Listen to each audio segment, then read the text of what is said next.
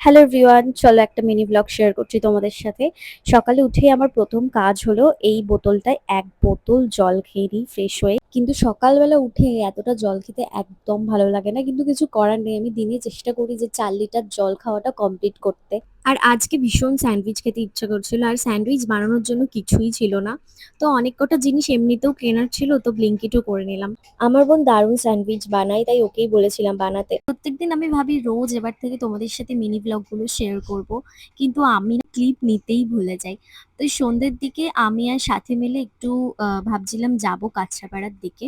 তো আমরা তিনজন মিলে বেরিয়ে গেছিলাম কাঁচরাপাড়ায় যাওয়ার জন্য। আর কাঁচরাপাড়ায় তো সব সময় ভিড় থাকে। ফার্স্টে গেছিলাম অ্যাডিডাসে, এই অ্যাডিডাসটা একদম ভালো কালেকশন নেই।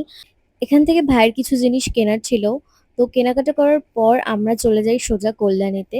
কল্যাণীতে যাওয়ার সময় বোন আমাকে বলছিল যে আজকে না তোকে একটা নতুন জিনিস ট্রাই করাবো, খেয়ে দেখিস।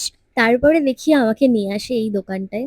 তো আমিও অনেকদিন ধরে ভাবছিলাম যে শর্মাটা এবার একদিন খেয়ে দেখবো কেমন। আমি এখনো অবধি শর্মা ট্রাই করিনি। তো আমি যখন ট্রাই করলাম দেখলাম যে হ্যাঁ, ভালোই খাওয়াই যায়। ওখান থেকে বেরিয়ে আমরা গেছিলাম ঢাকেশ্বরীর মিষ্টির দোকানটায়। আমাদের বাড়ির সবাই না এই কল্যাণী, ঢাকেশ্বরী আর জলযোগের মিষ্টি খেতে খুব ভালোবাসে। তো বাড়ির জন্য অনেক কটা মিষ্টি নিয়েছি। ওখান থেকে চলে গেছিলাম বিশালে। বিশালে গিয়ে অনেকটা লেট হয়ে গেছিল। তো একটা রুম স্প্রে খুঁজছিলাম, সেটা খুঁজেই পাচ্ছিলাম না। যাই হোক, জিনিসপত্র অনেক কিছু কিনে চলে এলাম বাড়িতে। চলে আজকের মতো এটুকুই।